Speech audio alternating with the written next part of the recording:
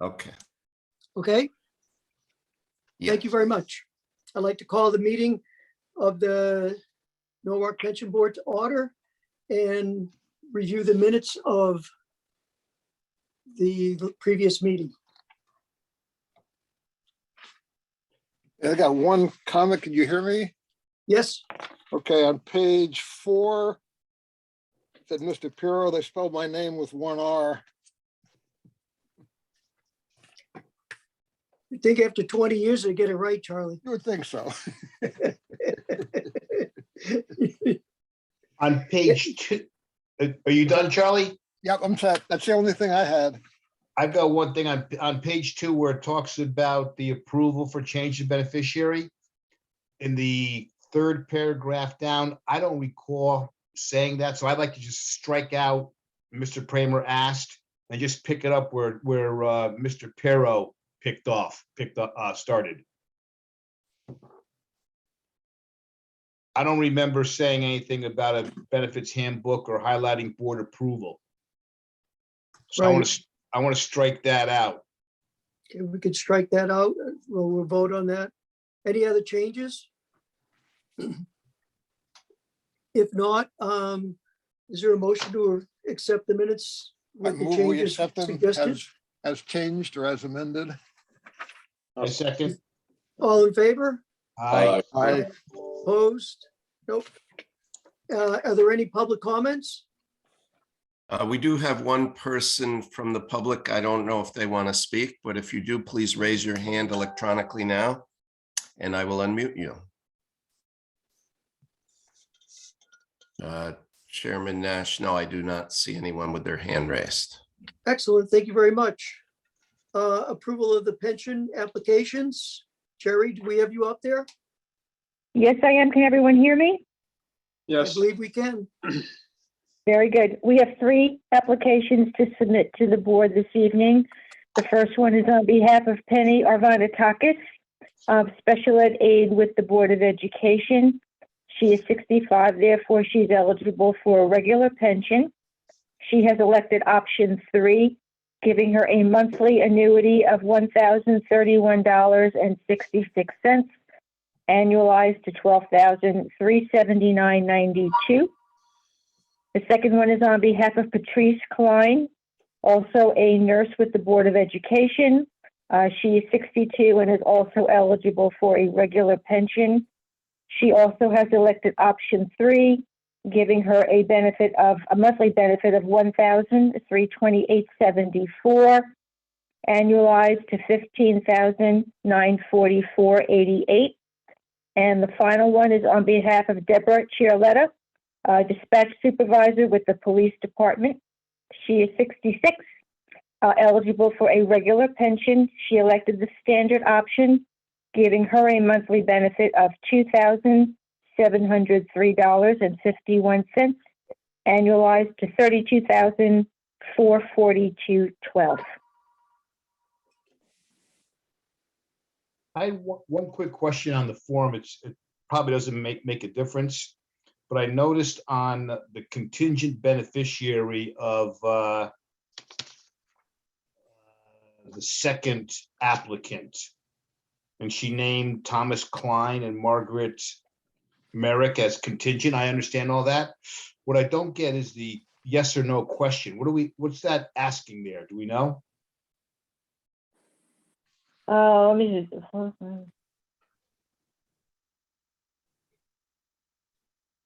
just. It doesn't make a difference to the application. I'm just wondering, because the other one that did check it, they checked yes. I don't know Yeah, and that's really, it's more formality than anything of it doesn't mean anything. significance. Exactly. Mm-hmm. I don't even, So you're right. The fact that they check yes or no does not alter the beneficiary designation. or yes doesn't make a difference. Maybe we should take that out. Think about taking that out. Yes and no. But Happy to do it. that's up to you guys. That's, other than that, I don't have any questions at all regarding pensions. I move to approve the pensions. Well, I had one question first. Go ahead, Charlie. On the first application, on page 3, that to be completed only if more than one beneficiary is named. And the first one, I can't really tell what the date of birth is. It may not make a difference, but the date of birth is same name, different date of birth compared to what's right up above that. In other words, it says Demetrios 10/8/85, and then lower down it says Demetrios 10/8/98 or 10/8/198. I'm not sure. I think it's supposed to be 90. It got whited out with the social security number, 85. All right. The birthday's the same. The Well, it birthday for Demetrius is 10/8/85, and Up the on the- birthday for Constantine is 2/9/87. On the copy I have, just below the words to be completed only if more than one beneficiary is named, it has Demetrios with a date of birth of 10/8/198. It just got whited out, Charlie. They white out the social security numbers and they just covered the Okay. 8 to 5 So up. we're saying that on the form, it should be 1985. Yeah. Yes, Okay, all right. That's fine then. There's no problem. Yeah, it I was shows. hoping, well, I mean, Paragraph again, above. looking at this, really nitpicking, if there's a grandchild with the birth date in 98 and comes forward and says, wait a minute, that's supposed to be me. and keep in mind that I have the original, which has nothing whited out, so if Okay. anybody challenged that, All right. we can leverage that. Mhm. That's fine. Hey, That's Jerry? fine. Jerry, I have one Yes. question on the last one where it says police dispatch supervisor. Does, Debbie Chiaretta? yes, is that pension considered a city worker? Is that in the police fund? She is, yeah, she is on, City. she is, even though she works for the police department, she is part of the NASA collective bargaining agreement. So she actually is on the city's pension, not the police department. Excellent, thank you. You're Are there welcome. are there any other questions? And if not, is there a motion to accept the pensions? Yeah, I think Joe moved to accept. Yes, I did. I'll second it. All in favor? Aye. Aye. Aye. Opposed? No. Thank you. Actuarial presentation. Hey, guys, this is Ed Coble. Can you hear me okay? Thumbs up? Yep. Yep. Yep, great. The other guy in the suit in this Brady Bunch thing is Ben Mobley with the tie there. Him and I are the actuaries. I know we don't see each other and haven't really met in person yet, but saw each other last year when we gave this valuation update. So now here we are going over the June 30th of 2021 valuation results for the 4 pension plans. So I've got we've got a pretty lengthy PowerPoint presentation. If someone can give me control, and then I can share my screen and go over that PowerPoint presentation with you. I think that would go over pretty smoothly, so you can all see it on your screen and not have to share it in. So if Rich, do you have someone, that ability? yeah, can someone give me the I do control? not, Frank. Ed does. There you go. I figured it out. Uh-oh, they're giving me the power. Let me see here. Everybody see that? Let me see. Slideshow from beginning. All right, here we go. So I'll just start off with some of the GASB Governmental Accounting Standards Board. So these are reports that we do for the financial statements of each of these plans that go into the city's annual financial or comprehensive financial report. We this year, or actually we completed these in October or November of last year. So it's a roll forward of the 2020 funding reports that we finished last April for you. So just a couple of things here just to note, and I know you all know this, and I know we're now almost 9-10 months from the end of fiscal year 2021, but let's go back to the great old days of the investment return that most of these plans saw was 27.7% return, annual money weighted return for the fiscal year ending 2021. And that's going to be the basis for all of these valuations, the funding valuations that you're going to see here shortly. So I just wanted to start off with some of the GASB numbers. Again, these are numbers that go into the financial reports, but from a fiduciary net position, these are all significantly in better condition than they were a year ago. Ratios there in the middle of row here are all, 89, 90, food is almost 80, and OPEB is over 100% funded from a market value basis.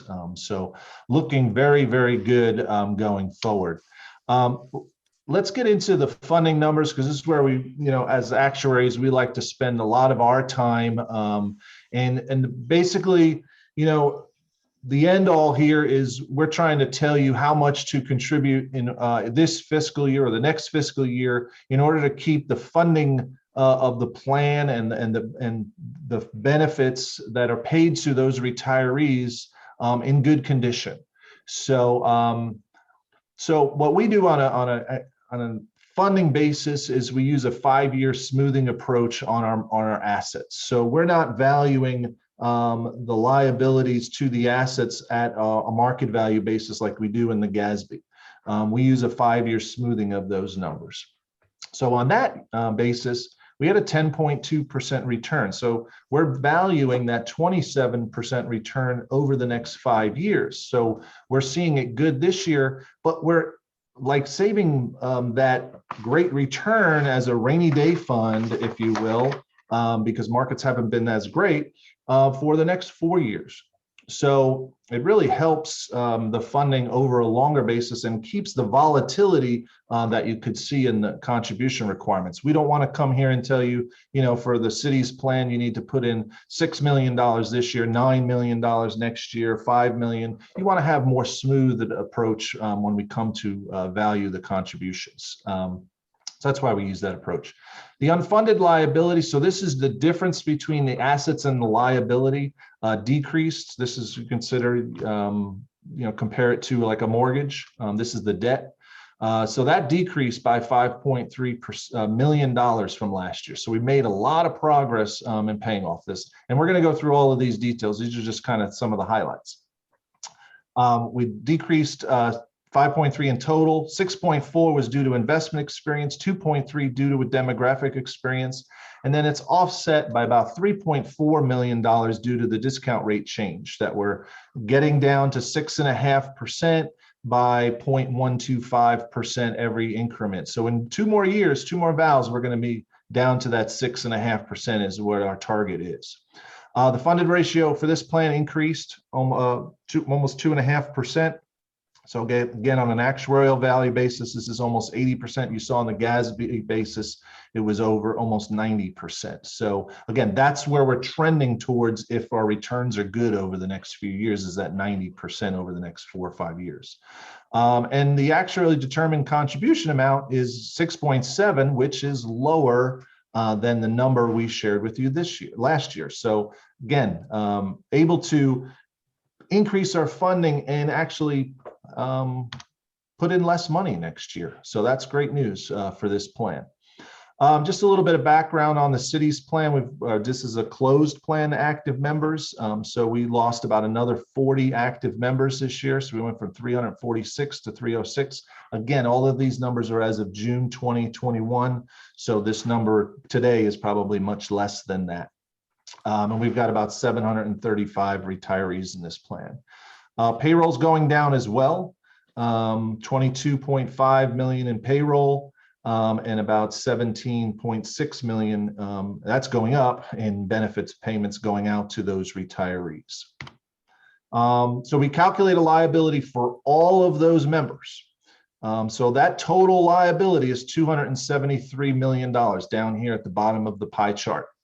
And this is how we break it down. 181 million, about 2/3 of this pie chart is for just retirees. So, and that's the nature of a closed plan. This is going to continue to grow. This will continue to decrease the active piece. That's about $82 million of liability. Excuse So me, that's real the big quick, chunk. On the previous slide, what does the payroll number mean?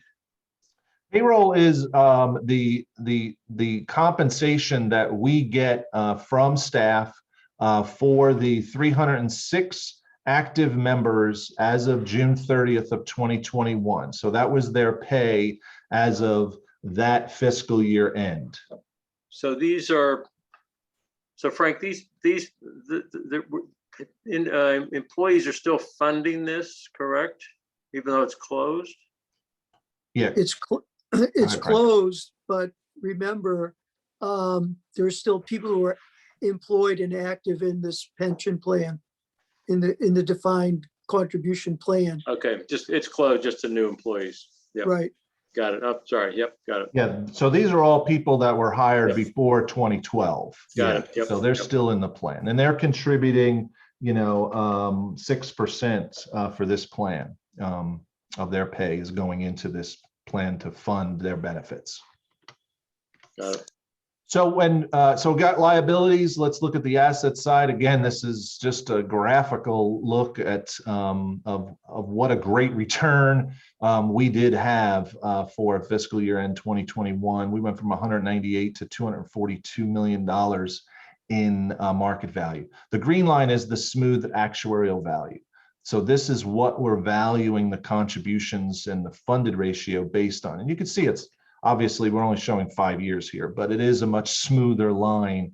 But it's trending in the right direction. So if the blue line is going to stay right around this level, the green line is eventually going to catch up to it over the next 5 years. That's just the nature of smoothing. And I've got a quick question, maybe this more geared towards the city regarding the employer contribution. You ended this report as of June of 2021. That's right. And you notify the city of their contribution. So I assume the city's contribution goes in this year. It starts July 1st of 2022. Yes. So it will be for the Okay. fiscal year end 2023. I don't know how the city contributes that to the pension plan, whether they make monthly contributions or one big lump sum in, but we're telling them they need to put in $6.7 million into this fund for fiscal year 2023. Out of curiosity, do you have other plans where the employer contribution is stable? No matter, I mean, obviously you report the number, but like somebody might, let's say they budget 10 million every year to go into the pension plan. So some years they'll put in more than your number. Some years they'll put in less than your number. Do you have any clients that do it that way as far as the employer contribution, or are they all? Yeah. We have 68 pension plans we run across the country, and you have 68 different different ways to do it. Okay. There are a lot of plans that have statutory contributions. So yeah, it's the same, and it might be the percent of pay. This one is a dollar amount, but it might be a percent of pay to say we're going to put in 14% of pay every year. And yeah, it could be higher or low in some years. But I think our plan, the amount that the employer kicks in the city varies based on your number. Yeah, and it will, and it should. And one thing you guys asked for last year is, and again, last year was our first year doing this, and what you're going to see here. Last year, you asked us, where are we going to be in the next 5 years? What are the contributions looking like for the next 5 years? We've got that for you. Okay. We're really going to help you guys see where this plan is headed, especially some of these closed plans that are, the police and fire are open plans. They're going to be ongoing and consistent, but the city and food are closed. So we really want to look, and then their projections, their estimates, guesses, but they're good thing for you guys to all to see. So again, this is graphical, this is numbers. We're actuaries, we like to see numbers. So here's just looking at your liabilities, 273 minus your assets of 217, we come up with our unfunded of 55. So there's the $5.3 million drop that I showed you, or that I told you earlier from last year. We went from 61 million to 55 million. So that's again, the debt, that's the difference of having enough assets in the plan. So that's what our job is to help you get that funded ratio up to 100% or as close to 100% as possible. Okay, so that's what we're doing as part of this. So here's just a look at the historical funded ratios. We're pretty flat for 17 through 19. 2020 was a bad investment year. We had some, we took over. We had some transitional expenses there. But again, we want to see this uptick in the funded ratio going up. So again, that's all part of 2021. What we do as part of the VAL is look at, okay, well, what happened versus what we expected to happen, what actually happened. And we call that an actual gain loss. And this is very important graph that we have for each of the 4 plans. So you guys can see, this is kind of our report card, I call it. How did the actual experience impact those liabilities? So obviously we had a great investment year. We have a gain of $6.4 million in there. We had a loss for salary increases of $416,000. That means that we have an assumption for what salaries were going to grow from 2020 to 2021. By a loss for this pension plan means that salaries actually grew higher than what we expect. So, and that's okay. And we will see differences from year to year. But if after 5 years, I continue to see a loss here for salary increases, that means my assumption is too low. So we need to make adjustments. So every 5 years, you do an experience study where you adjust these assumptions. That's what we want to look at. So we're really keeping an eye for you all on these losses and gains and how they impact the plan from year to year and see if we need to make adjustments. Isn't the salary loss because there's fewer people within the plan? No, this is based on their folks' benefit is based on their pay, right? They have a final average pay formula in their benefit. We're trying to predict what someone's benefit is going to be in the future for active members. So we have a salary scale that says, they're going to get 3% raises every year in the future. And hypothetical. Again, we can look at the report, but that's hypothetical. Well, this year they got 3.1% raise. So that's a little bit higher than what we assumed. So the anticipated their benefit in the future is going to be slightly larger, right?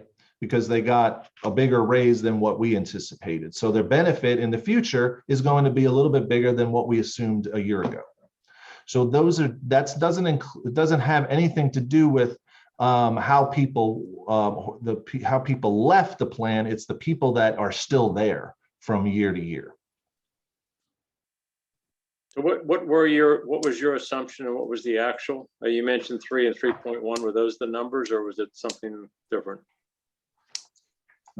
Just looking through the report, and again, it varies. It varies by age. So for the city's plan, it starts at 7.25 at age 20 and goes down to 3.25 at age 55 and thereafter. So again, there's not a lot of 20-year-olds in this plan because it's been closed for a number of years. But it is a table of rates. I don't have one specific rate. It's not the same rate for all years. So it's just saying that if the average, say, is 4.5%, if that's the graded table, it would just a slightly larger than that. And again, if I continue to see losses here, we'll need to revisit that for this plan and see if we need to just adjust. But this is a really minor. You can see the graph is the bar is pretty small. That means it's pretty minimal of a change. And then we've got other things here. I'll just talk about mortality a little bit. So we had a mortality gain for the fiscal year 2021. So, what can we explain that happened there? We had more deaths than we expected. In that year, we're in the middle of a global pandemic. So that's really no surprise that we actually had more deaths of retirees than what we expected. Now, does that mean that we want to go and change our mortality table going forward? Not necessarily, because we had 1 year where we had a global pandemic. Well, I saw a lot of deaths. Does that mean we're going to continue to see that trend going forward? I hope not. I really hope not. We actually might see better mortality over the next few years because COVID, unfortunately killed a lot of the people who were sick and who were older. So again, we look at this year to year to really tell you how your numbers change from year to year. But we did see a good mortality gain, and we expected that because we're seeing that for all of our plans because due to COVID. Could I ask a question on this? Sure. I was just wondering what you use for an assumption for mortality. It's actually, yeah, the reason why I'm asking is because Connecticut is like 6th best in the I got this from the government National Vital Statistics report. It just came out in February. And Connecticut is like ranked 6th at 80.3 total years. Right. And the average is around 78.3. So that means that here people live almost 2 years longer than the average in the country. Right. Which would be 15% more payout. What do you use for mortality? I mean, it would be to our disadvantage. I mean, just as a pension plan, speaking as a pension plan, the longer the mortality, the greater the mortality, the more funded we would really have to be, right? Yeah, Frank, I love you, man. We're actuaries. We love to talk mortality. So I appreciate that question. And that's some report that we look at for sure, because we're dealing with plans down here in Georgia. We're dealing with plans up in Minnesota and Connecticut, who I'm sure Minnesota's at the top of that list as well, because, you guys up there have great mortality. So what we do, the Society of Actuaries actually collects data from across the country for public sector pension plans, such as yourselves, right, in the state of Connecticut. And it gathers that all together and develops a table for public safety workers, for general workers, for teachers, okay? But it's all data for the whole country. But we want to pinpoint it to Connecticut's experience, right? So we make a little adjustments in those tables to match Connecticut or your plan's experience.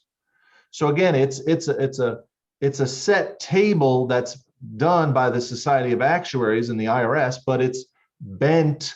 That curve of mortality is bent to match your experience. So again, it's a national table, but it is got your experience. So we know folks in Connecticut live longer than, say, down here in Georgia or Alabama, where they're probably way down 48 or below. So we definitely do Alabama and Georgia. We twist the line a little bit differently for those plans. Well, if you move from Alabama to Connecticut, you should live 5 years longer. You should. You should. Well, thank you. You should. No problem. Pay a lot more taxes. Yeah, that's for sure. And then just the last item here is the assumptions. So that's $3.4 million. That's the what I talked about earlier. That's the drop in the discount rate by that 0.1% there. So here's the thing you've been waiting for is the contribution amount. I kind of teased it earlier, $6.7 million. But here's how we get there. So the total normal cost, those are the accruing benefits for active members. That's $2.6 million. And again, I said members are contributing something towards those accruals. So they're contributing about $1.3 million.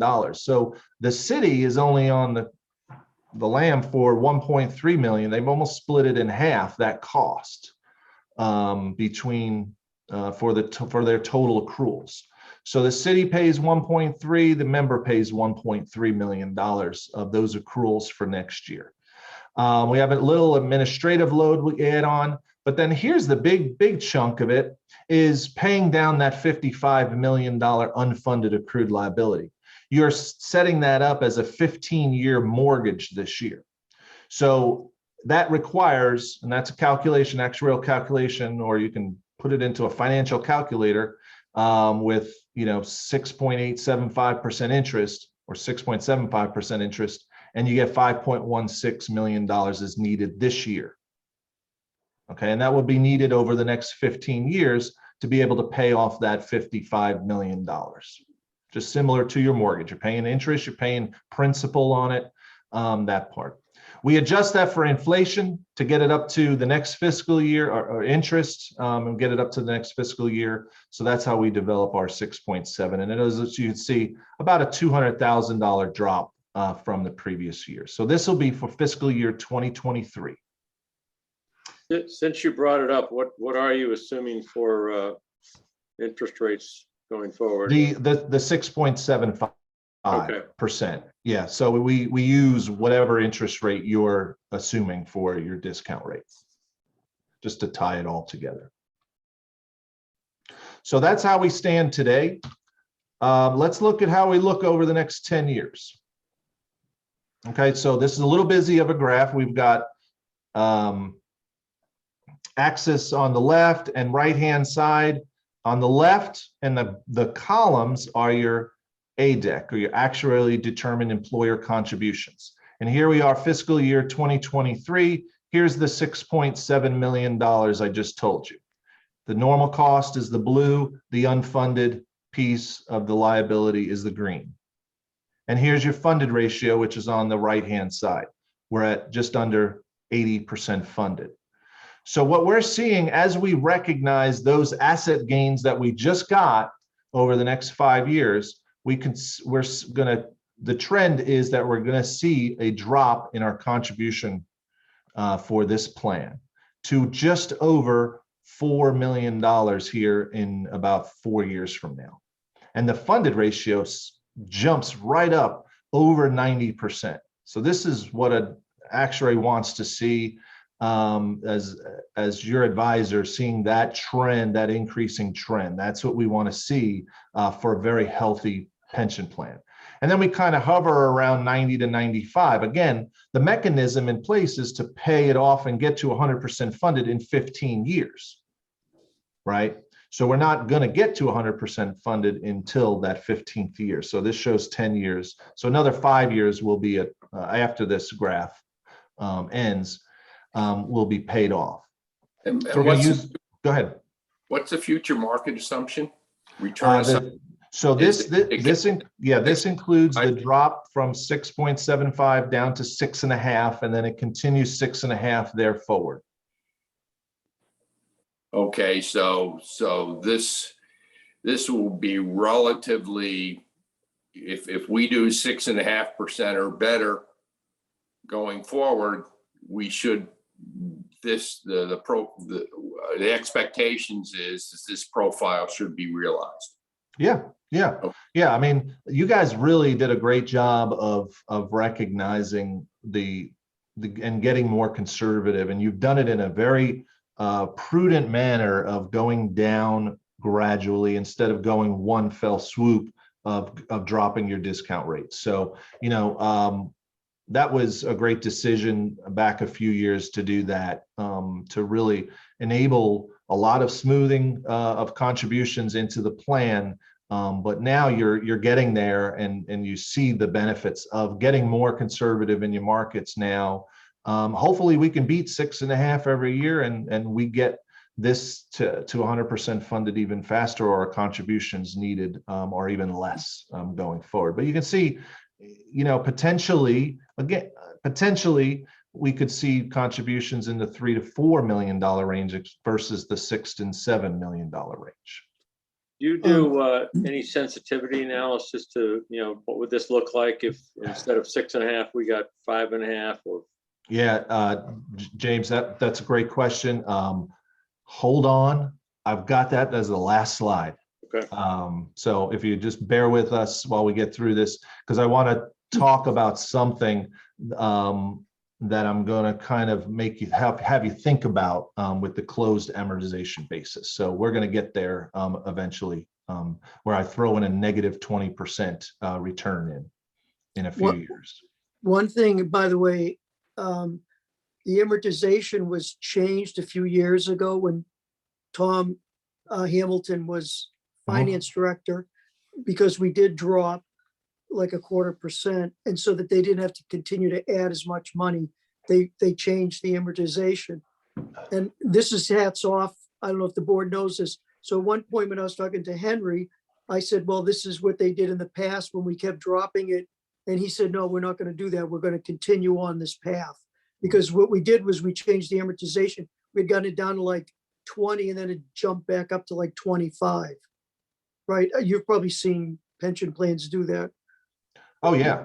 Yeah. Yeah, I mean, the pension plans, the funding and the contributions needed is very volatile for a Right. lot of plans. And it is driven by investment returns. When you have great years, you know, you see numbers like this. If again, when we show the negative 20%, you're going to see this green line go way up. Right. Well, and I think Henry referred to it as it was kind of a gimmick to do that. Right. Anyways, I wanted to compliment him and tell that to the board. So Yeah. thank you. All right, I'm going to have, that's enough with the city plan. Any questions on the city plan? We'll move on to the other three. I know we've got a lot going on, so we'll try to go a lot faster, but please just interrupt with any questions. I'm going to have Ben take over on the police plan. Great, thank you, Ed. Yeah, we're going to see with these other three funds a lot of overlapping trends. So I'll try to go a little bit faster here and kind of stick to pointing out things that maybe are unique to each plan. So we'll start looking at the police benefit fund first. And just a quick summary here on slide 14. Again, there's a 10% actuarial return for the fiscal year. We'll see that kind of consistent across all the plans. For the police fund, the unfunded accrued liability actually increased by about $1.5 million from last year. 2.9 million increase due to some demographic experience. 2.7 million is due to the discount rate change from 6.875 down to 6.75. And then of course, because of the great return for assets, this increase was offset by about 4.1 million. So a net increase of about 1.5 million for the year. Despite the increase in the unfunded accrued liability, the funded ratio actually increased from 76.6% to 77.3%. And then the ADEC, we calculated to be about $5 million, which is just about $0.3 million higher than what we calculated for the last valuation. So again, so just to briefly describe the population that we value for the police funds, so you can just kind of keep an idea sort of what the census kind of looks like for each group. We valued 154 active employees for the year. Again, this is back as of June 30th, 2021, and then valued 205 retirees as well. And then on the next slide, the active members had an annual payroll of about $14 million, with annual benefits going to retirees of about $8.3 million. So we calculated the liabilities. Again, this is the amount you need today to pay out all the benefits that have accrued to date. We calculated that to be about $179 million. Again, we can see the breakdown there between the different groups, about 60% for retirees, about almost not quite 30% for active. And then we do have a little bit, about 10% for those members who are participating in the drop as well. So looking over at the assets really quickly. So for market value, the fund had $154 million. Again, we're smoothing out some of those excess gains over the next 5 years or next 4 years. So the actual value of assets was only 138 million, so a bit lower. So we kind of put those numbers together and take the accrued liability. If we subtract out the actual value of assets, get an unfunded accrued liability of about $40.5 million. Again, it's about an increase of about 1.5 million from last year, but we do see the funded ratio increase from to 77.3%. You can kind of see the history there on the next slide. Again, just like with city, it's been a little bit kind of just hovering in the kind of upper 70s and lower 80%. We'll show in the projections kind of where things are headed shortly thereafter. But again, funding ratio is 77.3%. So on the gain loss, again, this is our report card. Again, we're going to kind of see a lot of the same kind of relationships here. Again, a good investment return, a good gain there of about $4.1 million. Down there at the very bottom, the change in the discount rate is about $2.7 million on the loss side of that, and we increased liabilities by that amount. Again, we're definitely, as we see the discount rate continue to go down for these next 2 years, we're going to see losses there for that same reason. But then after that, we shouldn't see those losses going forward.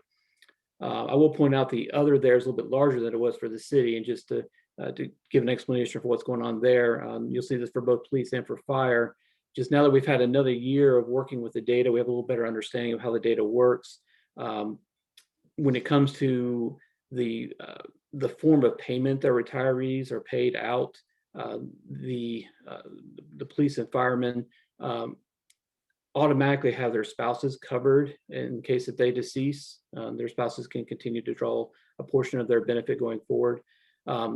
As we've worked with the data a little bit more, we wanted to kind of build a little bit more conservatism in sort of what we're assuming, how many retirees are going to have a spouse available or that will continue to have a benefit going forward. So we updated our programming a little bit to be a little more conservative there. So this is a one-time change. That we have a little better understanding how that all works. In this case, about $2.7 million, plus some other things that might include as well. But that's the main part there, which is kind of update our programming a little bit. Again, most of the other categories here that we would normally look in an experience study are all fairly minor compared to those main buckets. Again, we'll kind of keep an eye on that from year to year. Ideally, we'll kind of see for a given category, the amounts be a loss one year, a gain the next. And it'll kind of just be random, bouncing back and forth between the two. Hopefully, it should be sort of generally netting out to be zero in the long term on average. So getting to the table for the ADEC, again, as I mentioned, the normal cost is a total of about $2.6 million. That's the ongoing cost each year for what it takes to fund the active members' benefits, so that when they retire, we have enough set aside to pay out all their benefits. Again, the members are paying just about half as much as what the employers are paying there. Again, we have a load there just for administrative expenses. And then the biggest part there is the amortization of the unfunded. And then again, we adjust that for just to take into account that the actual contribution is not going to be made for still a few more years. And so we get a total ADEC of just a slightly above $5 million. Again, very similar projection here. Again, we see in these next 4 years a couple things happening, and one is that we are seeing the discount rate continuing to slide down for a couple more years, and so you see the ADEC going up slightly to account for that. But then you also see, the funding ratio steadily improving over the next 4 years as we recognize the rest of the asset gain from 2021. And then after that, we see a much slower but still steady increase in the funding ratio over time.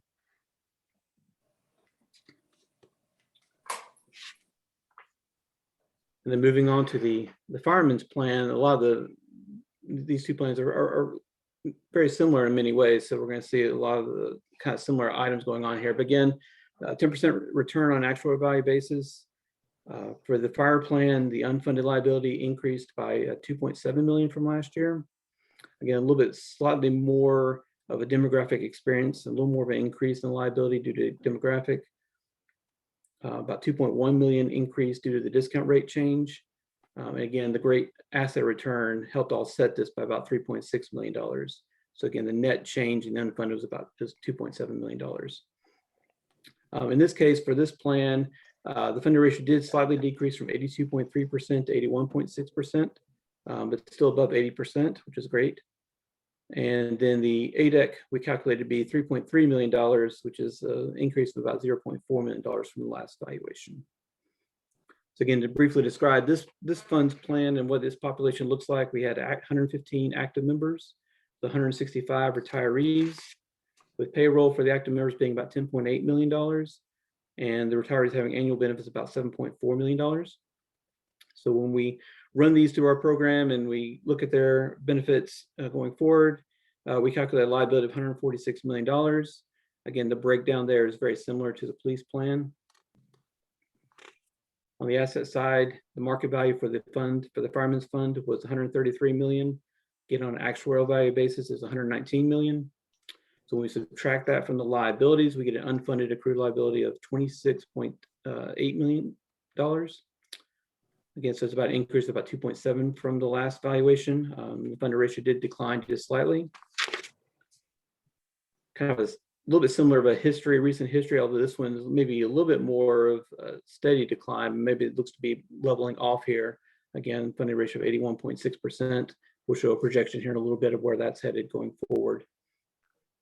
Again, a very similar gain loss chart here, really big investment return, a little bit more of a loss for salary increases. Again, when those are not what we expect, or when they're more than what we expect, then we see a loss. If they're less than what we expect, we see a gain.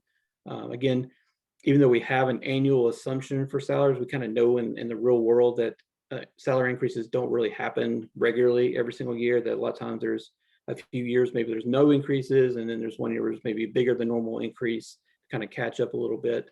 So there can be a little bit more volatility on the salary increases. Again, on the assumption side of things, a loss there due to the discount rate change. And again, the other is a little bit large as well for the similar reason in terms of the programming change, just to kind of more accurately and more conservatively value their form of payments going forward. Again, on the ADEC side of things, we get kind of run through the same kind of categories here. We ended up with a total ADEC of $3.3 million. Again, looking at the projection for this fund, very similar kind of pattern here. We see a very steep increase in the funding ratio for the next 4 or 5 years and steady decline after that. And again, the ADEC staying level, maybe increasing a little bit for a few years before dropping down and kind of leveling off. As you can see, the normal cost kind of levels off over time as we kind of start to use the same discount rate going forward. And again, the UAL amortization maybe slightly increases over time as we are using a level percent of pay, where we're kind of assuming that the payroll is going to go up, so the payment's going to go up with it to some degree.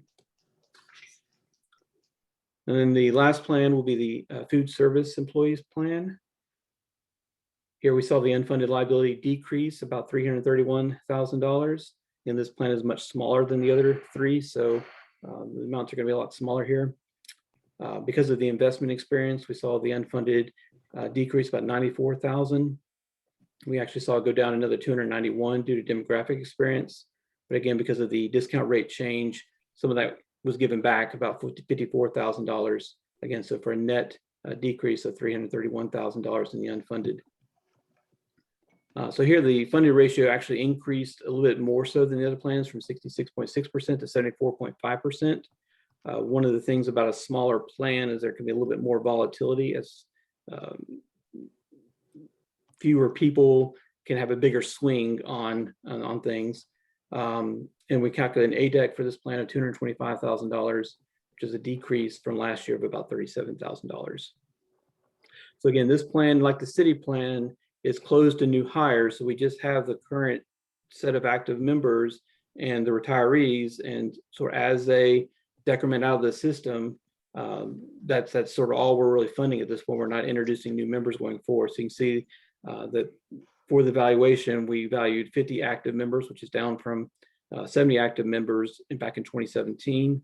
But the number of retirees has been relatively steady at 37. So still not a large number of retirees. So payroll still is a lot smaller than the other plans, about $1.2 million, with annual benefits of only about $228,000.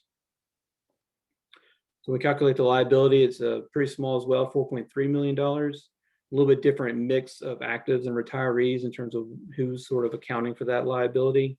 About 50% for actives, a little bit more than for retirees, which is a little bit different than the other plans where it's more retirees than active members. So again, on the asset values, there was a market value of $3.6 million for this plan.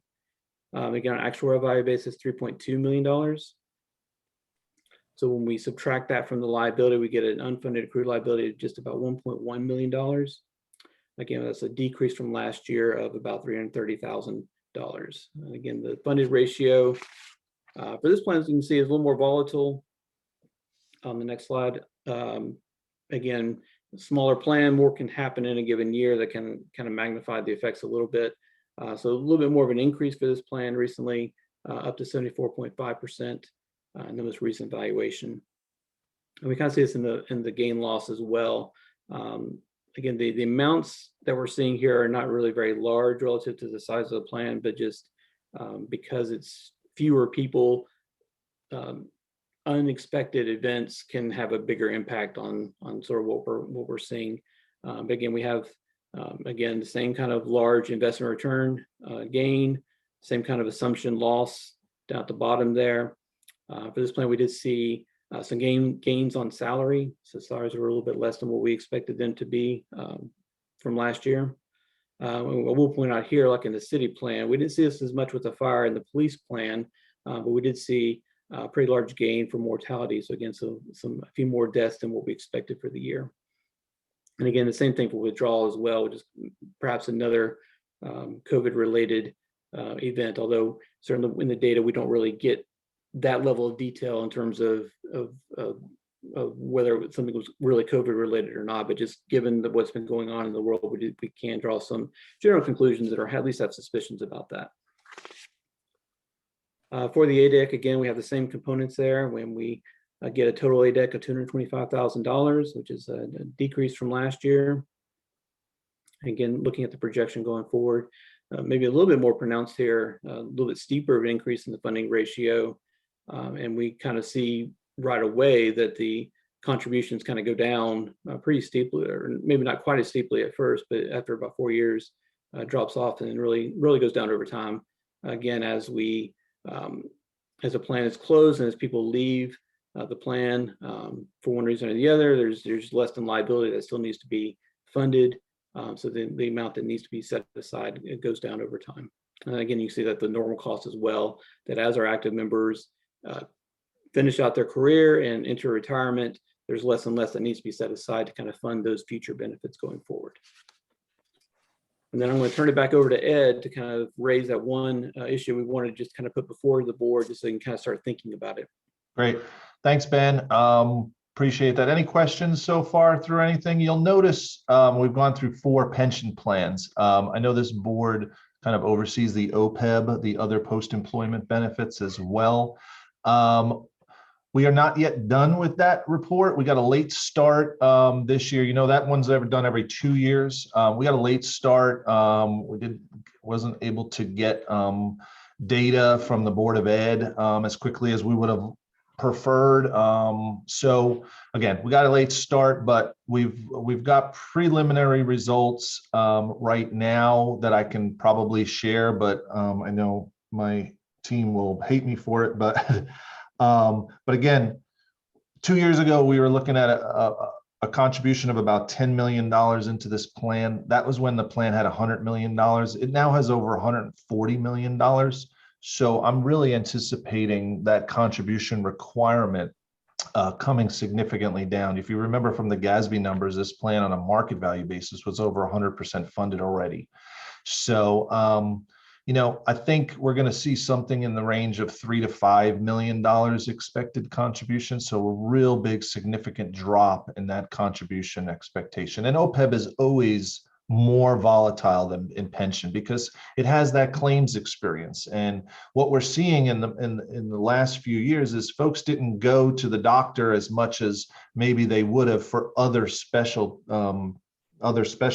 and would just, you know, because they couldn't get in or have that hip replacement or whatever, or something like that. But we're anticipating a tick up over the next few years of those claims that, you know, that maybe weren't seen from a healthcare perspective. So again, that's preliminary numbers. Just wanted to share that with you. So finally, just one thing that, you know, again, as actuaries, we're here to help you realize the funding that and the projections are really helpful to see where this plan is headed. But one of the things that we're kind of introducing to a lot of our plans, and you don't have it yet, so I wanted to go over this with you. So right now, the unfunded accrued liability is being paid on a closed basis. Again, similar to your mortgage, where you're going to pay it off eventually down the line. So that period goes down 1 year every valuation. So in 2028, 7 years from now, that period will be 8 years remaining. Okay. Each year, what you saw on our report card page, our actual gain or loss, we can have semi-decent fluctuations from year to year. So in that 1 year, that experience is amortized over the length of the period that you have remaining. So as we continue to drop off this period by 1 year every valuation, there's a concern of some contribution volatility that we could see when that amortization payment course gets down below 10 years.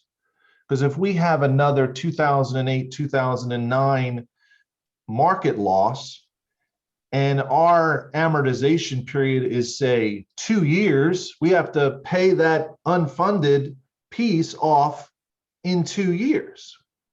So what a lot of plans are doing is they're moving to this concept of introducing separate amortization basis for all future gains and losses for the year.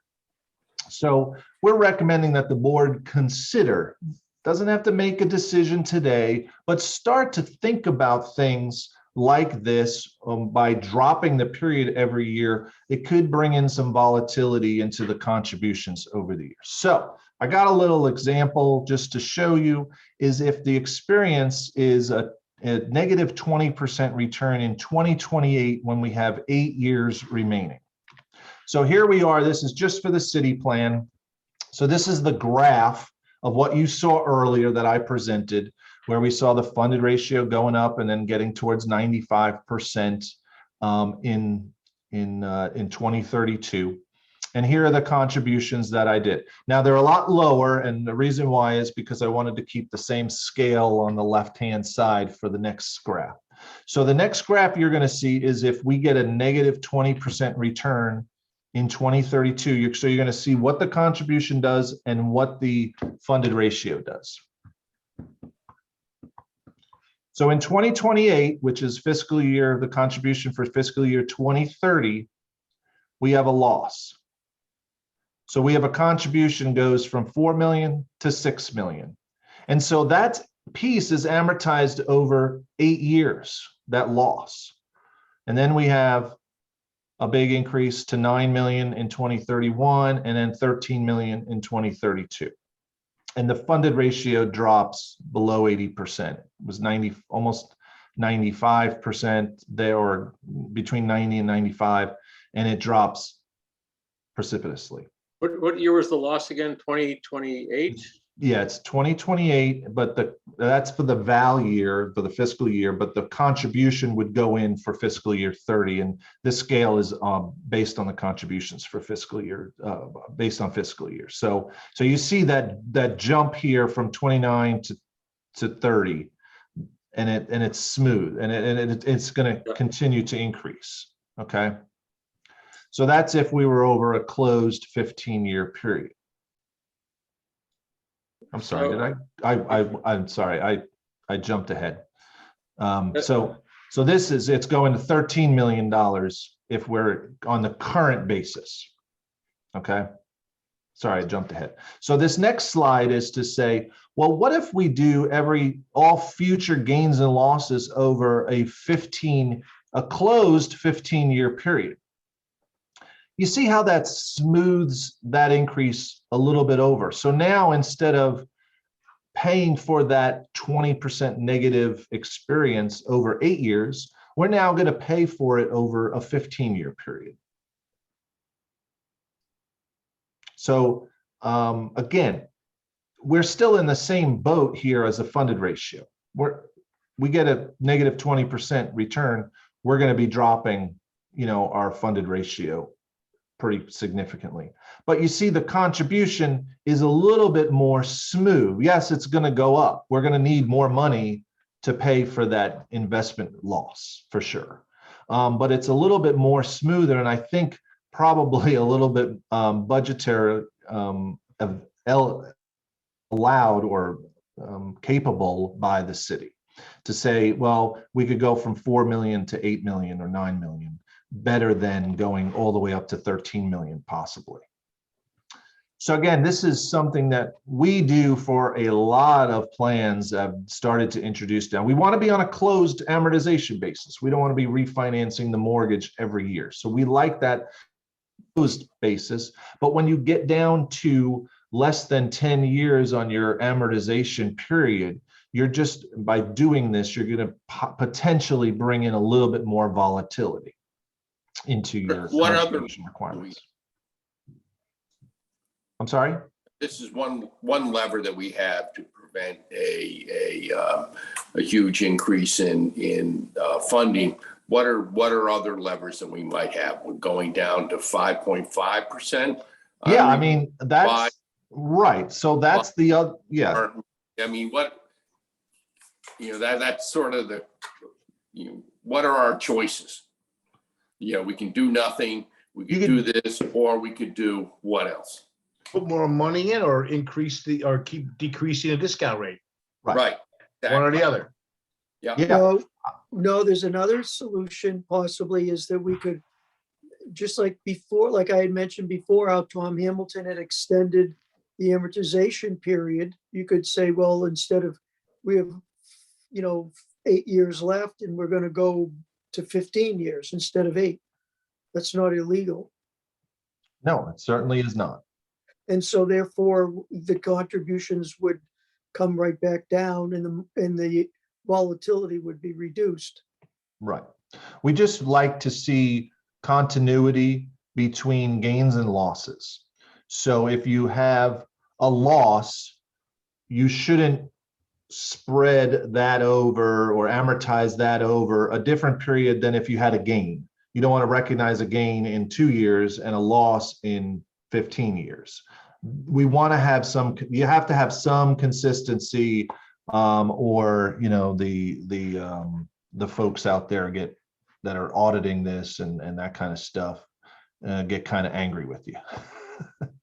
From an actuarial standpoint, looking at the ages of the active employees, so when will this plan kind of be should it effectively be kind of closed up and shut down, for practical purposes? Yeah, that's a great question. So we've got, for the city plan, we still have 306 active members.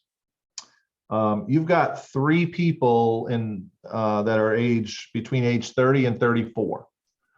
You've got another 37 people under 45. So we could still be seeing active members in this plan for 20, 25 years easy. And what do municipalities typically do? They keep it open and just have small numbers to manage, or what happens? For plans? Yeah. No, I mean, yeah, there's a lot of plans that are open to new members, but there's been a recent trend to close it to new members and offer a DC, a defined contribution arrangement. And I'm assuming that's what you have for the new members in the city and the food services network, a 401k, a 401a, 457, those types of plans that are doing. So that really doesn't have any impact, or that's not why we're suggesting this for just this closed plan. It's for all 4 of the plans, even the open fire and police plans are subject to this volatility that could occur. And it can, if we have good experience, it could go the other way, where we are very volatile the other way, and the graph goes the other way. Again, this is just for illustrative purposes, just to show you a really, really bad investment year when we have such a small period. So again, we don't have to make that decision today. We can certainly work with this board over the next few years. I have the plan, Ocean City, Maryland. They use 10-year separate basis for all of their gains and losses. So, and we could get down to there in 5 years and then decide to do this. So it's still a little volatility, but at least it's only 10 years left in their plan. But we have other plans The state of Connecticut, I think, uses 20 years, and they have separate bases. So if you've got an ability to go look at the state plan, the state valuation report that we produce, you'll see those separate bases in that valuation report. One thing is that this decision would be made by the city, not by this board. Okay. Okay, we just do the investing and we don't just like anything in amortization is not, on our purview. Well, is it? Well, okay. This would be a discussion between you and Henry. Okay. There's, All right. and by the way, he was very strong in recommending that because I was on the committee to look for a new actuarial firm, and Henry was your biggest proponent. So he will listen to you very well. Okay, great. Any other questions from the board? If not, I'd like to thank you very much for the presentation. Thank you. And thank by the way, Better than in the past. right. And if things go bad in 2028, since most of us will have been off the board by then, they'll just call us back to straighten out the ship, I guess. So anyways, Yeah, I hope, Britt, we're not, I'm not predicting something big time with my crystal ball here. It may happen sooner than then, I don't know.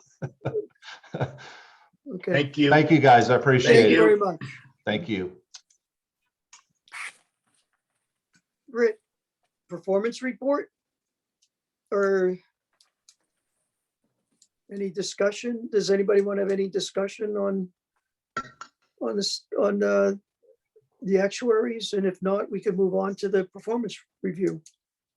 I think we're good. Okay, Great.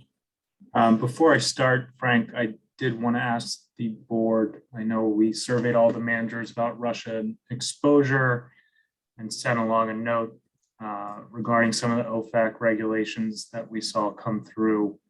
Hopefully everyone was able to digest it and understand it a little more. I think from our standpoint, we think that Norwalk is in good standing based on their managers, and their managers are in good standing with the regulations. And at this point, it continues to be a wait and see prospect to see what, if anything, can be done with these now essentially worthless Russian securities. So I did just want to bring that up, and happy to try and answer any questions if there are.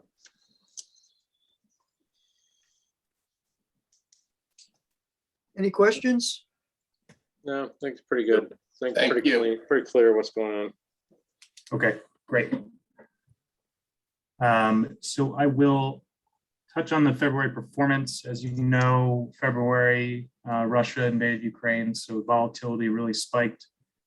We saw equities really retreat into negative territory, driven by higher interest rates, and they really weighed heavily on growth equity in particular. So we've really seen value come back into favor year to date. Within equities, small caps outperform large caps. We saw non-US equities outperform their domestic counterparts, and fixed income returns were hurt with rising interest rates as we saw spreads widen during the month. So I was a pretty rough month, and following a rough January, I would say that March was a much more positive month. But volatility is certainly heightened at the moment, and we'll continue to watch and monitor the managers. In terms of February performance, on page 3 of the PDF, we show the asset allocation. You can see about 516 million at the end of February, about 3 million going out for benefit payments, and about 8.9 million in negative unrealized investment returns. Continues to be a slight underweight to equities, mainly driven by underweights within US and international. And you can see overweights to private equity, absolute return, and PIMCO real assets. Page 4, we dive into performance.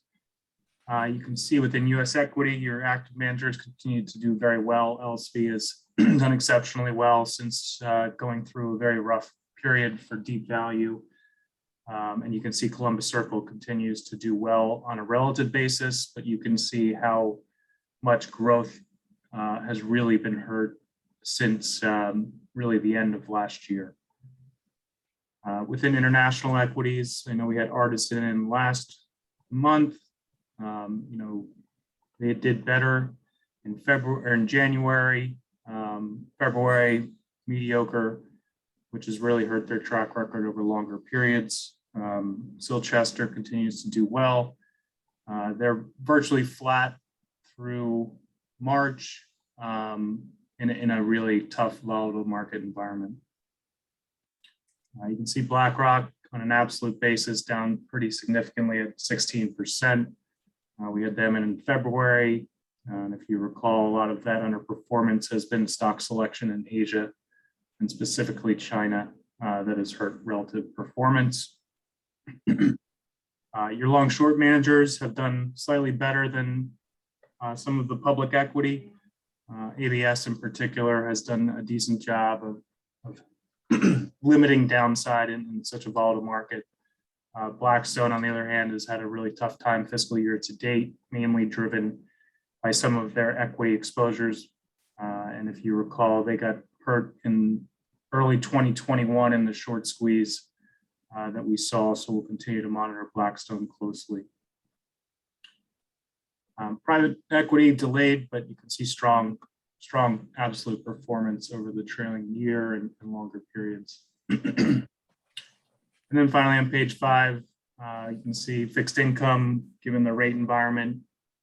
It's been very tough to produce positive returns in this bond market. And you can see over the longer periods, your managers are doing well versus the benchmark, but have struggled fiscal year. And then finally, you can see UBS has done very well. Their approach is really to try and eke out a return in any market environment, and they're doing one in a very volatile world that we're living in today. And then PIMCO, you can see fiscal year to date, pretty flat return. This strategy will help hedge some of the inflation that we're seeing, but it also does have equity risk exposures embedded in the portfolio, which is what's coming out in that negative return. So fiscal year to date has been tough following a really strong absolute 2021 and previous years. You can see minus 2.3%. Longer term continues to be strong, both on an absolute and relative basis. Any questions on the February pension performance? Any questions? How is April so far? Not great. Let's see, through, what's today? Today's the 13th. So through last night, close of yesterday, the S&P 500 is down 2.9% month to date, 7.37% year to date.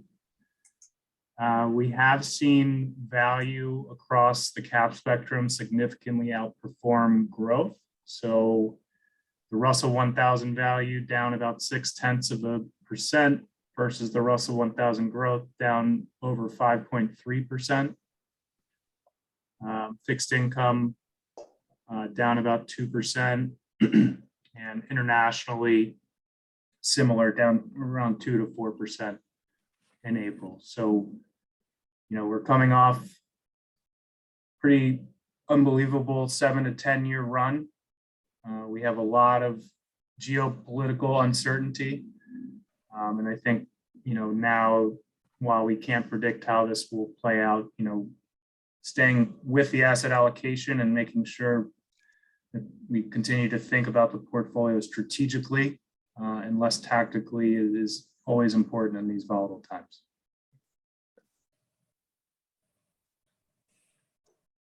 Any other questions? Thank you, Britt. Is there no other questions? There's a motion to adjourn.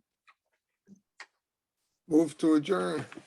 Is there a second to that motion? Second, All in favor? Aye. All right, Opposed? No? Excellent. Then we're going to move on to the Defined Contribution Committee. I'd like to call the meeting of the Defined Contribution Committee to order and seek approval of the minutes from the previous meeting in January. Any changes in the minutes? If not, is there a motion to accept them as, I'll move to accept the minutes. is there a second? All in Second. favor? Aye. Aye. Opposed? No. Is there any public comment? We still have one person on from the public. If you'd like to speak, please raise your hand electronically now.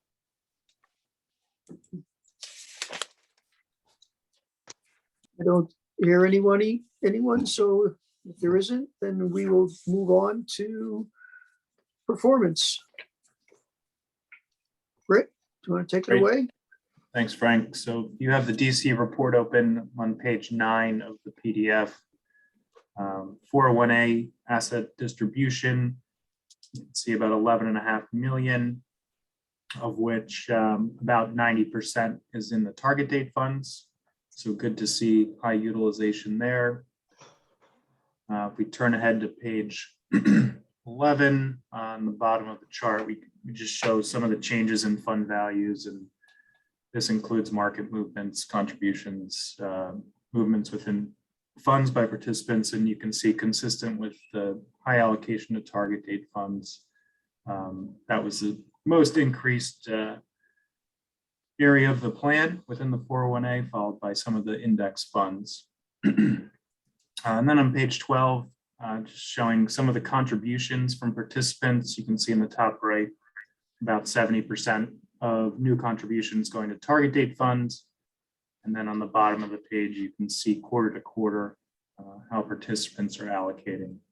So in general, good to see that target date funds continue to have high usage and at both the participant level and asset level. On page 14, turn over to the 457 plan. You can see about 49.7 million, a little less in the target date funds, about 69%. And then if we turn ahead to page 17, just showing where some of the participant contributions are going, you can see about 70% also going to the target date funds, followed by some of the active equity options and then the index funds.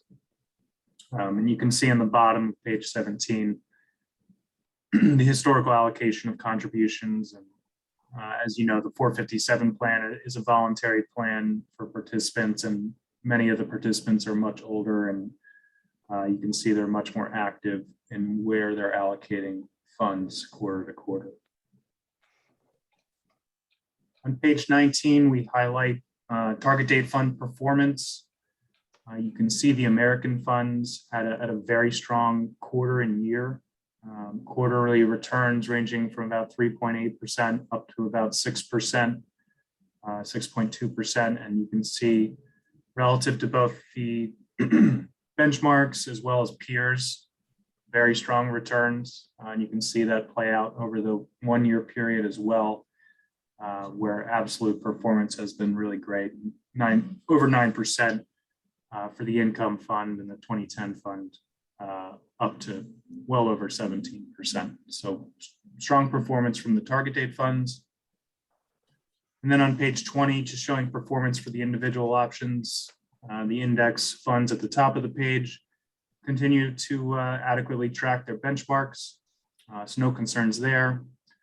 And you can see your active equity performance has been really strong across the board, certainly in terms of peer rankings for the fourth quarter.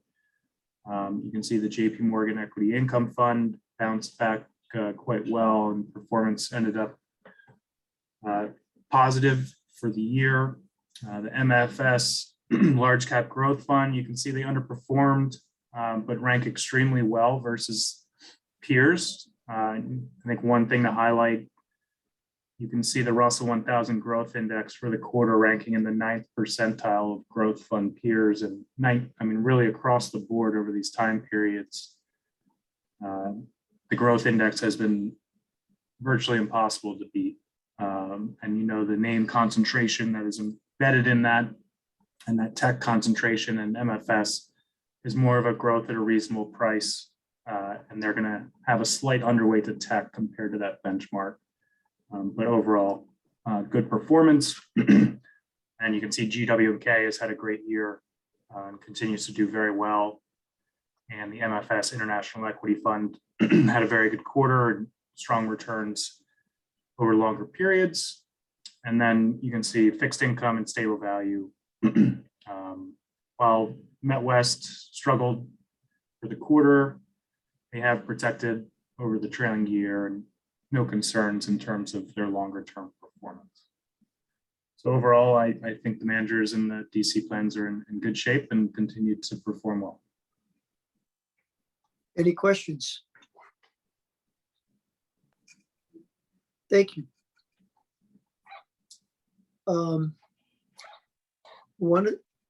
Originally, there was an attempt, I was trying to get this meeting to be in person. I did spend a lot of time dealing with the city. And at one point, it looked like we were possibly going to be able to meet in actually the city council chambers in person. But it would have to have been a hybrid meeting, and it wasn't set up exactly to do that. So we are in this situation again. And hopefully in April, we will be able to, obviously depending on what COVID is doing, but we tried. And I did send out something, and there was a change to go into executive session. I don't think that there's a need to go into executive session tonight. If I wouldn't mind if Brett decided that he would leave the meeting, and then we could have a short discussion. Oh, he's so bummed. He has to leave. No, I'm happy to. And I would just ask if, it's confidential or what have you, I'd just make sure the meeting minutes reflect that before they're sent to Callan to review. I don't want to step on anyone's toes or any of your conversations. I assure you there'll be no problem at all. Great. Well, thanks, everyone. Have a good evening. Bye, Thank you Brett. very Thank much. you. Thank you. Thank you. The only reason Excuse why me. is, yes, Should sorry. I leave too? No, Oh. you're a member of the, no, stay. Okay, all right. I appreciate that you're here. Can I leave? Can I go? By the way, one of the things is when they were talking about what was going to happen in 2028, I'm going like, not my problem. Only Charlie will still be around then. He's looking for his 40-year pin. God. As long as you have the sandwiches then. Yeah, I know. The reason why is that it is, I don't think it's not a serious matter at all. But what we have to remember is we have a contract with Callan, and it expires in about 1 year. So I just wanted to pass that along and, at some level to have a discussion because we're going to be gone. Previously, we did have a search that Charlie and I were involved in, and it was clear that we were very satisfied with Callan. And I believe that they've done a wonderful job. And I don't know whether what the consensus of the board is. And if there's whether we have our contract was for 5 years. Originally, they wanted 3. I asked if we could extend it to 5. And so I could talk to the city about whether we could have this go as a continuation of a contract, which we did last time, renewal of the contract, or do we have to do a search? I don't know, but I was just wanted to know what the consensus was because the search does take time. We will be gone in the summer. And the contract ends, I believe, in April or May of next year. So any thoughts on this? Have you talked to Callan, Frank? Briefly, yes. I think they would like to stay with us. Because most everybody wants to stay. There Can they wasn't- renew, can they renew at the same level? Well, that would be part of the negotiations that the city would deal with, I mean, I think right now they get a 3% increase every year on their fees. That would be something there is an office here in the city that, just like, I sat in with the actuaries and the negotiations, and that's what would happen. But I don't know that, but I have to tell you, when we got Callan, they were way less expensive than some of these other firms. Much, much cheaper, right, Much Charlie? cheaper, but they do a good job. It's Right. not like it's not like, you always say you get what you pay for. No, these guys do a fine job. I would hope we don't have to go through another search because I think I've no Frank, problems with them. if you work out with the city and Callan, if you guys come up with some sort of agreement, I think from my perspective, and Charlie, and I'm Jim and Eileen, and I think we're all very comfortable. If you guys can work something out, just renew it. I mean, I'm certainly fine with that. I guess, but I don't have any basis for comparison because I've only been on the board when Callan's been here, so I don't know what's out there. Is Cambridge Associates even better, or I don't know. I'm satisfied with what they do, but again, I don't feel I have a basis for comparison, and I don't know if we have a fiduciary obligation to search every once in a while. Well, that is one of the questions. I mean, do we have a fiduciary? Previously, I had pursued the idea of, even when we had, EAI or whatever, and even though we had them for a number of years, we did do a search. It's surprising. I mean, some of the firms, I mean, literally, they're more than 100% more expensive. Yeah. Some of them, although I shouldn't be saying that, because if Britt looks at the minutes, he might find out that he should charge us more. Yeah. But, or some firms wanted like a percentage of the profits, which, look, I mean, last year was a bull market. I mean, what are you going to do? Pay somebody a lot more money because stock market went up? I mean, I didn't see any sense in that either. So anyways.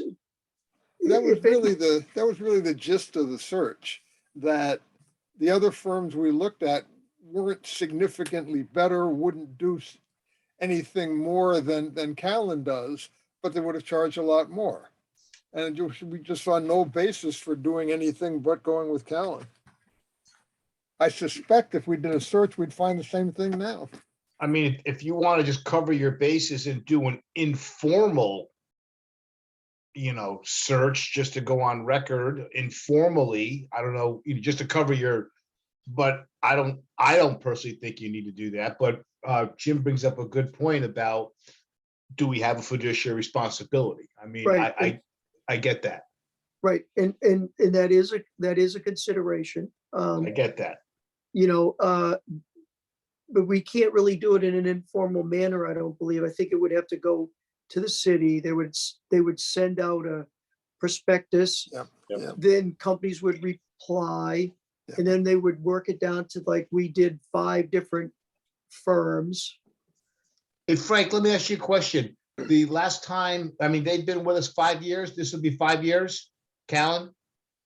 No, they've been with us longer than that. They've been Yeah. with us So- probably 10, more Yeah, than I 10. think More it's than 10. Yeah. Okay, so the last time we did a search was how many years ago? 10 years ago? 10 years ago. Yeah. Was it 10 years ago? No, actually, we did the search before Callan, and then Callan took over from, is it EAI, whatever? EAI, yeah. EAI, but EAI came in, I think, this is speculation on my part, but EAI was in negotiations to sell their firm. Their corporate headquarters was in Norwalk, Connecticut, because they got bought out. I It remember would have that. been, right? It certainly would not have been the firm that took them over did not do municipalities. It would probably have been a real black eye in negotiations to be bought out if a customer you had for over 20 years, who was where your home, where your offices are, your corporate headquarters, dropped you as a client. But Do we Callan have a picked up do we as a board have fiduciary responsibility yes. or not? Well, No, fiduciary, wait a minute, fiduciary responsibility to do what? To- We have to- an obligation to seek the best advice we can get for a reasonable rate. And we don't want to spend more money than we have to. And the question for me is, does Callan provide enough information for us to make informed decisions about our investments? If we I can think- answer yes to that question, then we're fulfilling our fiduciary obligation. I agree, Charlie. I totally agree. I mean, that could be part of the negotiations with them when you get down to brass tacks. We don't want to go through this. If you come back reasonable with the reasonable increase, we don't, that could be part of the whole thing. I think our only fiduciary responsibility is to the employees of the plan. But again, yeah, the but we have a responsibility fiduciary, to do what? we have a fiduciary obligation to the participants in the plan to get the best price we can at the best, for the best value and quality of services. We have to balance both the quality of the service and the price. And I think we're all satisfied with the quality, but I don't know what else, what other quality, you can be satisfied with the quality of a Yugo car if that's all you ever drove. Make an extreme example. I think they're doing a good job based on what I know about the industry, but I don't have any basis for comparison. I don't think if a local competitor was more expensive, then I think that's a no-brainer that Callan you stick with Callan. I guess I'd be curious as to what would somebody like the Cambridge Associates charge. I think Cambridge is probably the premier provider of this service. I don't know what their fees would look like. Did we ever RFP them, Frank, I think that they might have been one of the firms, and I think they were quite high. Yeah, it wouldn't surprise me, Right. It's, I don't know. I'm not sure we need to do an RFP. I don't personally feel a need to do it unless we think there's a fiduciary requirement that we do. I think I mean, I could go to the city attorneys and ask them if they feel that we have a fiduciary responsibility to do it. Probably Yeah. a good idea. At least Yeah. we'll know, we'll have an answer. And Yeah, then I think another question, Frank, would be, this might be more for us than them, is, who are the premier providers of this service? And, Cambridge, who else is on the list of 2 or 3? And can we just go to a couple of them? And if they come back with much higher prices, game over. It is, one of the things I'm saying is it's a lot more complicated Yeah. than just calling somebody up and saying, hey, how much will you do this for? The search will take months. I Because you understand. gotta, Yeah, I understand. Yeah, if you we can know- avoid it, I think it's good to avoid it, but Go to the city attorneys, Frank, and ask if we're happy with their service, if the reasonable increases, do we have a liability yeah, by and just also, I think, renewing it for 5 more years? and I think another part of that is, looking at previous RFPs, they were the clear winner in terms of quality and price. And if that's the case, then, hopefully we don't need to do it again. right, I mean, in some ways, it's like if it ain't broke, don't fix it. And EAI was with the firm for a very long time.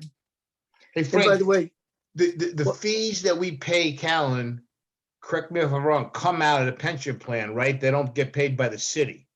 right, they come out of the pension plan. All right.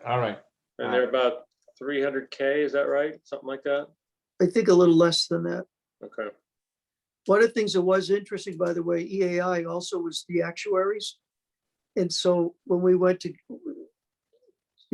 years ago to get a new actuary, and they gave a presentation, and it was really one of the more comical ones, because it was like they just assumed they were going to do the job, and they were literally more than 100% higher than who we hired. Hey, Frank, in regards to that question about who pays the fees, what about the DC plan? Does that, that doesn't come out of the pension plan, right? The fees that they charge for the DC consulting. Didn't we have an add-on for that? I think Chitsame could tell us. I mean, we don't see, no, that doesn't come out of the pension plan, or it Right. doesn't even come out of the defined contribution plan. I mean, the only thing that we pay is the match to the employee contribution. Who's paying the DC Callan fee? The DC, yeah. Well, if it's if Callan does not break out the different proportion of what it's for. So what I do is just like the minutes, if we're doing a meeting minutes discussion, I would allocate it to the appropriate fund. If it's a pension minute, it'd be the pension fund. OPEB minutes, it'd be the OPEB fund. And then if there is a portion of the DC, it would be the city, the general fund operating expense. That pays Callan's consulting fees on the DC side. So they give you a bill for that, Chisholm? No, it's just one quarterly bill that I get from Callan. And that comes out of the pension plan. Correct. No. Maybe we should allocate a piece of that to the DC fund based on assets or something. I That's think what this, we currently do, is allocate based on the asset of the different pension fund. Oh, I see. See, but the defined benefit plan is easy because you could go police, fire, food, that's 4 ways. But the DC plan is a little bit harder because we don't have access to that money. So we just can't take it out of the DC plan. Correct. No, you wouldn't. It'd be. You can't do that. Correct. It'll be the operating general fund that would have to fund it if there were any fees charged. So if we renew this, Frank, going forward, I think Callan should give us 2 separate bills. One for the DC plan and one and the city should play the DC out of, whether it's general fund or they take it out of the assets. The pension shouldn't be paying the DC consulting. It was very small in the beginning, very minute, but now it's getting bigger and bigger and bigger. well, you know what? I don't know. I mean, I do know that we did a search for which we concluded with Empower, and that was quite complicated. I mean, Jim and I sat in with Rich, and it was really a couple of days, I think, going through everything. Excuse me. I believe that was all paid for, not by the pension plan. That was paid for by the city. I think so. Yeah, that's right. There was a one-time bill, I Right. believe, for It was a that. one-time Yeah. bill. But And going then- forward, the negotiation with Callan, if you renew them, I'm just wondering if you want to just break a little piece of that out and have a bill go, To the city. yeah, for the DC plan. It Because that shouldn't probably- come out, that shouldn't be paid by the Yeah. pension. I would tend to agree with that. It didn't matter in the beginning, because you're right, it was a one-time fee in the beginning. I mean, I Right. think it's a lesser workload on their part, because Right. they're largely index funds, and there's a lot less work to do than there is monitoring an active manager. Just to keep it even though, just to But keep it yeah, separate. it'd be the right thing to do, I think. Well, yeah, right. I mean, and because look, the defined contribution plan, that's something that we don't invest the funds in. So we just kind of oversee it.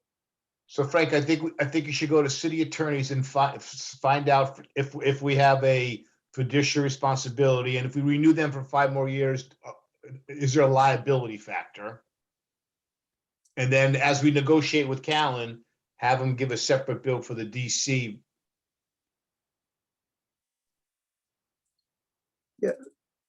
I mean, that's all seems reasonable, you know. As far as renewing the contract, I think everybody here agrees that if it's reasonable and we can avoid a search, I think we're all very comfortable with negotiating a new 5-year deal with them. Yes, agree. Yeah, I mean, I'm glad to hear that. And I don't know whether the 3-year, whether it be 3 years or 5 years, again, those are things to negotiate. Yeah, You know, but as long as I just wanted to get that out, and hopefully the minutes will be as short as they are sometimes where they say there was a discussion. And Frank, I think when you talk to the city, it would be important to go back, if you have access to it, some of those prior RFPs to show how much under everyone else Callan was. Right, And just say it's unlikely that anyone's closed this gap. right. Well, you know, I mean, the one concern is that, you know, laws change and things like that. So I'm not even sure we can do it. Do you know what I mean? I'm not even certain that we can just sign a contract without a search, Yeah, I understand. you know, so, but I just wanted to explain to you where what the circumstances are, get your feeling. I mean, I strongly believe that everybody, you know, was satisfied with Callan and the operation, but but what I believe is not what I should make decisions on. I make decisions on what I hear and what people state. Yep. So anyways, if there's any other discussions or anything else, hopefully, like I said, the minutes will be short on this part of the discussion. And if not, if there is a motion to adjourn the DC plan meeting. motion I to will move adjourn. We're still in there right now. Yeah. There's motion to adjourn. There's a second. Any discussion? Second. Not all in favor? Aye. Thank you very much, gentlemen. Hopefully. And the next ladies, thank time- you.